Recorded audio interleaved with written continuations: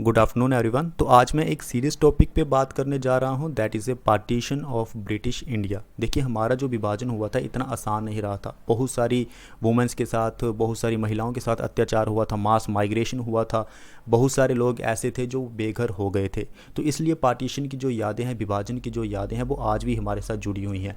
आज भी अगर आप किसी पाकिस्तानी से पूछोगे कि वो भारत के प्रति क्या सोचता है, तो वो भारत को बहुत सारी गालियाँ निकालेगा। उसी तरह से आप किसी भारतीय से पूछोगे कि वो पाकिस्तान के प्रति क्या सोचता है, तो वो पाकिस्तान को बहुत सारी गालियाँ निकालेगा।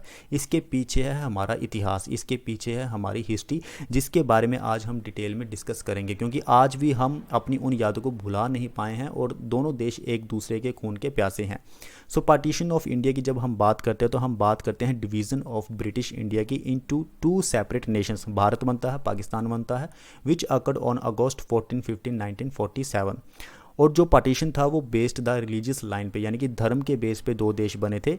मेजॉरिटी ऑफ पॉपुलेशन पाकिस्तान में मुस्लिम की है और मेजॉरिटी ऑफ पॉपुलेशन भारत में हिंदूज की है। The partition was based on religious lines, with India becoming a predominantly Hindu majority country while the Pakistan became a Muslim majority country.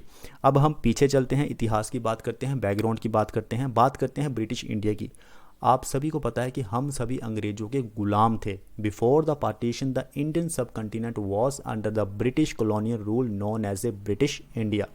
इसमें बहुत सारी प्रिंसली स्टेट्स शामिल थी, रीजन्स शामिल थे, डाइवर्स पॉपुलेशन थी, हमारी कल्चर बहुत सारे थे जो अलग संस्कृति को फॉलो करते थे, रिलीजियस कम्युनिटीज़ थी including the Hindus, Muslim, Sikhs, Christians and other. बहुत सारे धर्म के लोग एक साथ रहते थे। लेकिन जैसे ही ब्रिटिशर्स आए और उन्होंने फूट डालना शुरू कर दिया और इस तरह से हमारा विभाजन होता गया।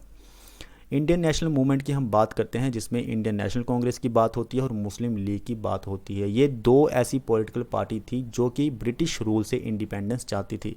लेकिन मुस्लिम लीग जो थी वो ये चाहती थी कि हमें एक सेपरेट स्टेट चाहिए मुस्लिम्स के लिए, जिसमें हम टू नेशन थ्योरी की बात करते हैं। The demand for a separate Muslim homeland grew stronger under the leadership of Mohammad Ali Jinnah, the leader of All India Muslim league.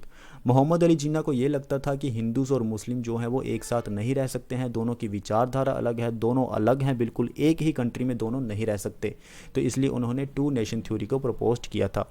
उसके बाद फिर दंगे होना शुरू हो गए। Communal violence erupted in several parts of India during the 1940s, particularly in the provinces of Bengal, Punjab, Bihar. Punjab में, बंगाल में और हमें बिहार में बहुत सारे हिंदू मुस्लिम्स के बीच में दंगे देखने को मिलते हैं, जिसकी वजह से हिंदूस और मुस्लिम्स के बीच में एक अविश्वास, एक मिसट्रस्ट पैदा हो गया कि हिंदू कभी भी मुस्लिम का साथ नहीं देगा और मुस्लिम कभी भी हिंदू का साथ नहीं देगा, जिसकी वजह से दोनों देश अलग हो गए।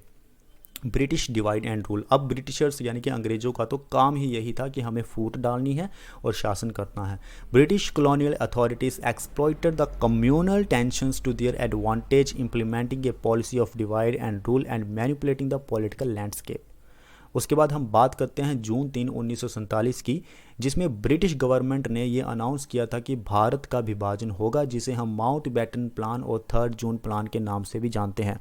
इसमें प्रपोज किया गया था कि भारत बनेगा, पाकिस्तान बनेगा, और जो प्रिंसली स्टेट्स थी उनको ये ऑप्शन दी गई थी कि या तो वो भारत में शामिल हो जाएं, या फिर वो पाकिस्तान में शामिल हो जाएं, या फिर वो इंडिपेंडेंट भी रह सकती हैं।